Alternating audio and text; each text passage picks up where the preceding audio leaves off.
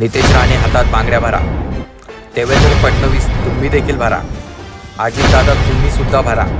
मुख्यमंत्री असणारे एकनाथ शिंदे तुम्ही देखील हातात बांगड्या भरा।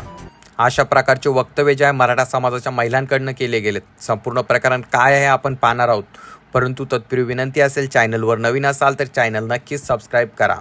गेल्या अनेक दिवसापासून मराठा समाजाला आरक्षण मिळावं यासाठी जे आहे मनोज जरांगे पाटील उपोषणाला बसले होते। त्यांनी जे आहे त्यासाठी थेट मुंबई देखील गाठली होती।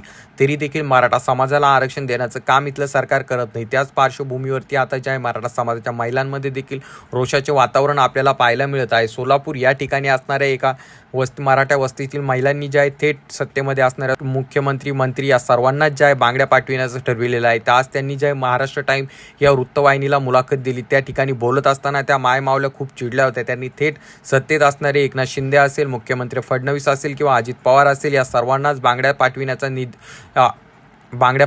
आहे असं त्या बोलल्या। त्याचसोबत त्यांनी वारंवार जे आहे मनोज जरांगे पाटील यांना विरोध करणाऱ्या नितेश राणेवरती देखील निशाणा साधला।